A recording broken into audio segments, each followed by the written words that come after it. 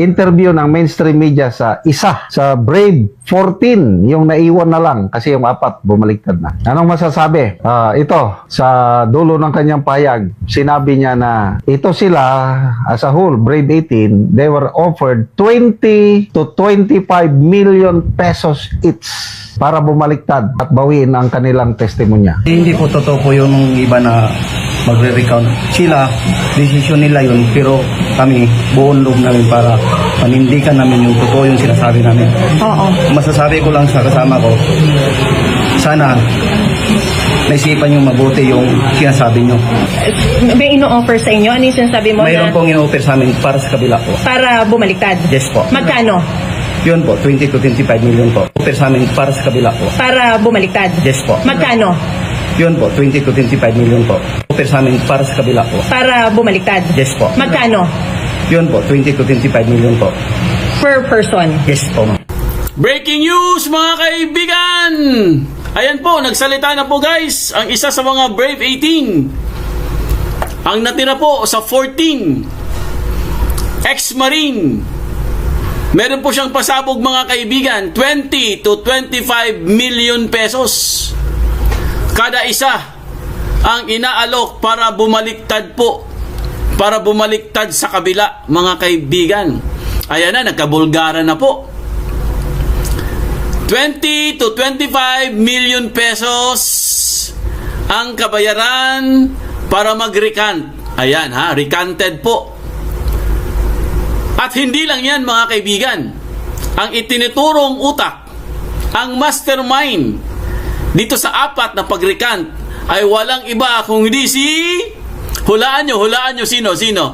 Sino po ang tinuturo ng ombudsman mga kaibigan na siya daw ang utak o siya daw ang mastermind dito sa 4? Okay. Si dating Speaker Tambalos-Los. Ayan. Siya pala ang utak mga kaibigan. Bakit ganun? Bakit tinuturo ni Bonjing Ombudsman si dating Speaker Martin Romualdez? Anong nangyari guys? Ha? Bakit pinipilit po ni Ombudsman mga kaibigan na siya ang utak dito sa 4 na mga ex-marines na bigla-bigla pong bumaliktad mga kaibigan? At yun na nga, nag-iba na po sila ng kanilang salaysay. Binago na po lahat. Pati yung mga sinumpaang salaysay nila mga kaibigan, wala na. Nag-iba na po guys. Dahil meron palang 20 to 25 million pesos kada isa. Grabe, paldo, sana all. Instant millionaire. Grabe po. Binenta po ang kanilang prinsipyo sa halaga ng 20 to 25 million pesos. Para silang nanalo sa sweepstake. Para silang nanalo sa loto mga kaibigan. Ayan o. Ibinulgar ni ex-marine George Villalon Jr. na may inaalok umanong 20 million hanggang 25 million kada isa sa kanilang grupo para bumaliktad. Kasunod ng pagbawi ng 4 nilang dating kasamahan sa kanilang mga nauunang salaysay mga kaibigan. Ayan po, grabe na po ito. Ha? Talaga bang ganun talaga ang mundo ngayon? Pera-pera na lang po mga kaibigan ang labanan guys. Ha? Walang word of honor. Ha? Wala silang pakialam sa word of honor. Wala silang pakialam sa prinsipyo. Kasi nga, malaki-laki po ito guys. 20 to 25 million pesos kada isa. 4 yung nag-recant eh. Meron ka agad. Nakagastos ka agad ng 100 million sa 4 lang po na nag-recanted. So mga kaibigan, usap-usapan ngayon sa social media kasi po nagkaroon po ng press con at in-interview na po ang ombudsman guys at pinipilit niya. Marami pong nagtatanong, marami pong parang nagtataka. Bakit pinipilit po ng ombudsman mga kaibigan na ang mastermind daw dito sa 4 ay walang iba kundi si dating speaker? Nako! Sabi na nga ba meron talagang tinatago itong mga to Meron talagang agenda mga kaibigan no? Kasi biruin nyo bigla-bigla po ito guys. Yung pagsabi po ni Ombudsman na ang utak daw ay walang iba kundi si dating speaker, nako, talagang nag-viral kaagad. Umani kaagad ito ng samot-saring mga komento at mga reaction po sa social media. Dahil ikinalat na po ito. At syempre mga kaibigan, marami din po nagtatanong, bakit kaya pinipilit? Bakit kaya talagang dinidiin nitong ombudsman na ang utak po ay walang iba kundi si dating speaker? Ano kaya talaga ang dahilan nito? Ano kaya ang nasa likod mga kaibigan? Kasi di ba, nabalitaan din natin kahapon na mukhang hindi na po niya itutuloy. Di ba? Mukhang hindi na niya itutuloy guys ang kaso or ang pagkaso kay dating speaker. Kaya maraming naguguluhan Ano ba talaga? Maraming naguguluhan mga kaibigan. Talagang pinaikot-ikot po nila ang taong bayan. Isa po ito sa miyembro ng Brave 18. Lakihan po natin. Ayan, pakibasa po sa inyong screen mga kaibigan. Nakikita nyo guys? Nakikita nyo ba? Klaro ba? Klaro ba? Nababasa ba mga kaibigan? Ayan po. Ito muna ang pag-uusapan natin dahil napaka-controversial po ito. Nagulat po ang lahat. Although, alam na po natin yan, di ba? Dati pa yan Talagang may balita po mga kaibigan na, di ba, sino po ang si Attorney Baligod. Di ba? Na-topic na rin natin dito na meron talagang tumatawag sa kanila. Hindi po sila tinatantanan guys. Talagang halos araw-araw po sila tinatawagan para po bumaliktad. At eto na nga, kwento na po mga kaibigan na isa po sa mga membro ng Brave 18 or Brave 14 na pala. Hindi na pala 18, 14 na lang sila. Oo. Kasi yung 4 naging Judas na. So ito po, basahin lang po natin Ex-Marine, 20 to 25 million pesos kada isa inaalok para bumaliktad. Grabe. Ano po masasabi nyo guys? Paldo ba mga kaibigan? Paldo? Sana all! Instant millionaire! Grabe! Sana yumaman kayo. Kayong 4, kung sino man kayo, sana masaya kayo sa 25 million pesos ninyo. Ayan. Pinagpalit nyo. Inuna nyo ang pera. Ibinulgar ni ex-Marine George Villalon Jr. na may inaalok umanong 20 million pesos hanggang 25 million pesos kada isa sa kanilang grupo para bumaliktad.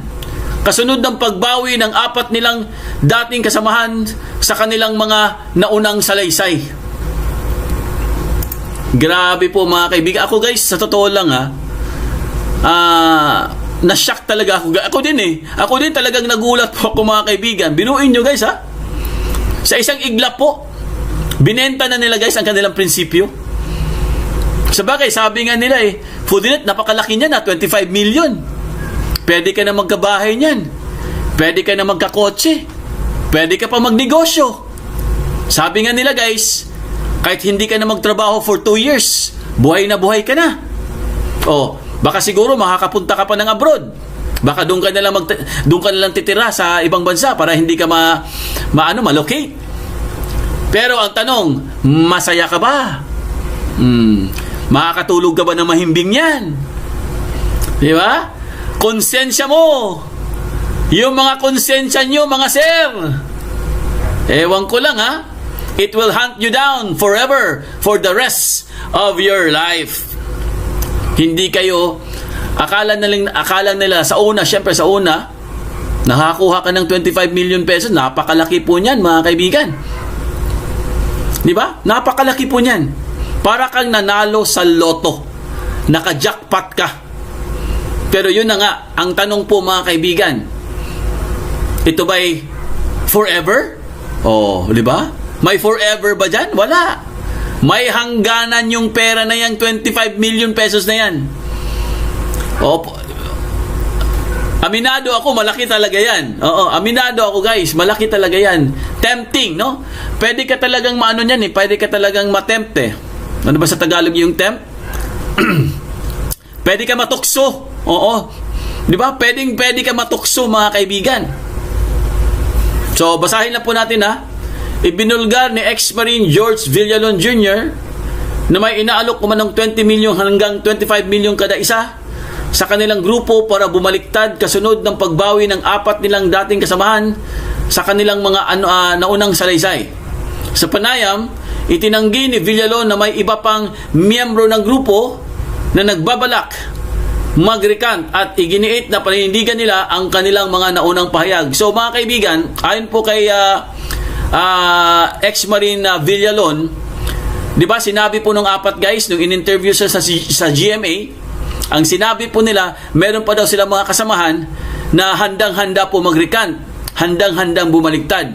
Pero nilinaw ni ex-Marine Villalon Jr. na hindi daw totoo yun. Wala daw silang ibang mga kasamahan na gustong lumipat, mga kaibigan, or gustong mag-recant. So, ibig sabihin, kasinungalingan po yung sinasabi ng 4. Kasi, syempre guys, yung mga naiwan po na 14, natural, magagalit yung mga yan. Di ba? Normal yun. Malamang sa malamang, galit na galit sila ngayon. Galit na galit sila ngayon sa 4. Dahil, nag-tridor sila nang hudas sila, mga kaibigan. Siguro mayroon silang usapan dyan or mayroon siguro silang parang solid siguro yung samahan nila dyan dahil nga mga whistleblower sila, mga eyewitnesses po sila, mga kaibigan. Talagang delikado po ang buhay niyan. Alam po nila yan, no? Pati pamilya nila damay na. Tapos bigla mong malalaman, no? Bigla mong mababalitaan na meron pala kayong 4 na kasamahan na mga Judas, Hestas, Barabas. Meron pala kayong 4 na mga kasamahan ay mga traidor. Siyempre, normal po yan sa tao, mga kaibigan, na magagalit ka talaga. Lalong-lalo na po kung close friends mo na. Kung talagang close na kayo. Di ba? Hindi po maiwasan yan na talagang, siyempre, mumurahin mo talaga yun. Mga walang hiya kayo. Pinagpalit nyo ang prinsipyo natin na pinaghirapan natin na muntik na tayo maggastos. Nako, di ba? Pinaghirapan nila yan, mga kaibigan di ba? Sinuportahan nga sila ng mga taong bayan para lang po makasurvive etong 18. Pero ngayon 14 na lang. Dahil po, mga kaibigan, sa mga Judas, mga mukhang pera. Oo, aminado ako. Aminado po ako, mga kaibigan. Ang pera po, talagang kailangan natin ng pera. Sino bang ayaw ng pera? Diba? Lahat tayo, guys. Lahat tayo nangangailangan po ng pera. Kasi money is everything. Tama yun. Practical lang, di ba? Real talk. Imposible bayarin electric bills, mga tubig, mga pang-araw-araw na gastusin sa bahay. Pag wala kang pera, paano ka makakasurvive? Kaya money is everything. Pero, mga kaibigan, hindi lahat nabibili ng pera. Lalong-lalo na po ang prinsipyo, paninindigan. Lalo na po, guys, kung ang nakataya dito, mga kaibigan, ang nakataya dito, ang Pilipinas, ang bansa natin. Kayo ang pag-asa na maisiwalat ang katotohanan, lumabas ang mastermind. Pero, dahil sa pera, mga kaibigan, wala na. Binenta po ang mga kaluluwa ng mga hinayupak na yan. Kawawa po yung mga naghihirap, nagsuffer, di ba? Para lang po mag-recant. Sus, Maria Joseph, Ginoo, sana patawarin kayo at sana masaya kayo sa pera na yan. Ito po, basahin lang po natin Ang nakalagay po dito, guys, ayon po sa reporter, ang tanong ng reporter, ano po pakiramdam nyo na nag-recant yung mga kasamahan nyo? At ang sabi may mga ilan pa rin daw kasamahan na nag-iisip na rin na sumama sa kanila. Sabi naman ng Villalon, ay hindi po totoo yun. Iba magre-recant, sila, desisyon nila yun. Pero kami, ito pakinggan yung sinabi ni retired ex-Marine, ni ex-Marine. Sabi niya, pero kami, buo ang loob namin para panindigan namin yung mga totoo. Yung sinasabi namin, masasabi ko lang sa kasama ko, sana naisipan yung mabuti yung sinasabi ninyo.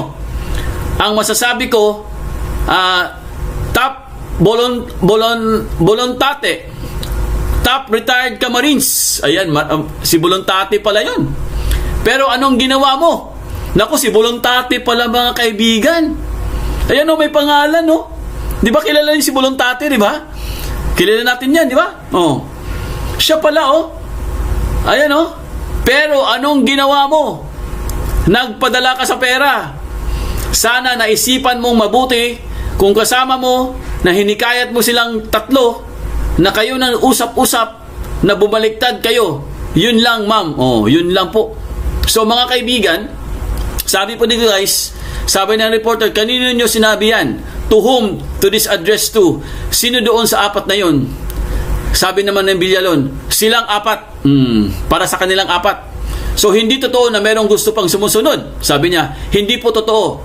Sila lang po yung nagdedesisyon nun. So ibig sabihin guys, yung sinasabi nilang na may susunod daw sa kanila, sabi ng apat na meron pa daw susunod na mga ex-marines, hindi daw totoo yun. Sila lang daw nag-iimbento nun. Okay, ito po, pag-aralan natin guys. Bigyan po natin ito ng analysis. Dahil, para po sa akin based po sa kanyang post, mayroon po siyang connivance dito. Ayan tuwang-tuwa siya mga kaibigan. Tuwang-tuwa po si Trillanes. Inaatras ang mga isinampang kaso laban sa apat na bumaliktad na dating sundalo. Ayan na. Iniatras na daw niya guys ang mga kasong isinampa niya sa apat na bumaliktad na dating sundalo.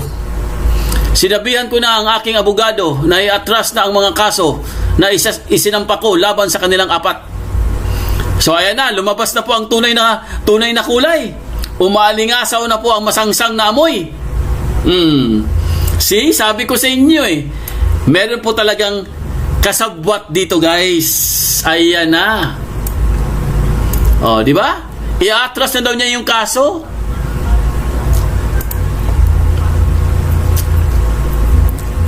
So kanina kay Erich wala nang flood control scandal. Ito naman kay Trilling, inatras na daw yung kaso sa apat. So ibig sabihin mga kaibigan, mukhang mayroon pong ma-absuelto dito. Abangan na lang po natin. Pero alam nyo na yun kung sino ma-absuelto, alam nyo na yun Kailangan pa bang i-memorize yan? Diba? Kailangan pa bang i-memorize yan, mga kaibigan? Nung isang araw po, tuwang-tuwa po si Erich. Tuwang-tuwa si Erich, mga kaibigan. Dahil bumaliktad na itong apat. At ang sabi po ni Erich, nagpapasalamat ako. Nagpapasalamat daw siya sa Diyos. Matapos bumaliktad ang apat na brave 18 ex-marines. Salamat sa Diyos at naliwanagan ang isipan nila. Nako. Nagpasalamat pa siya sa Panginoon. O baka nagpasalamat ka kasi ligtas ka na. Wag mo na kayo magsaya. Wag mo na kayo magsaya, Erich. Hindi pa tapos ang laban. 4 lang po 'yun. 4 lang ang bumaliktad. Meron pa tayong 14. Tandaan nyo guys, meron pa pong mga eyewitnesses na dapat nga, di ba, may dagdag pa yan. Naalala nyo yung sa EDSA?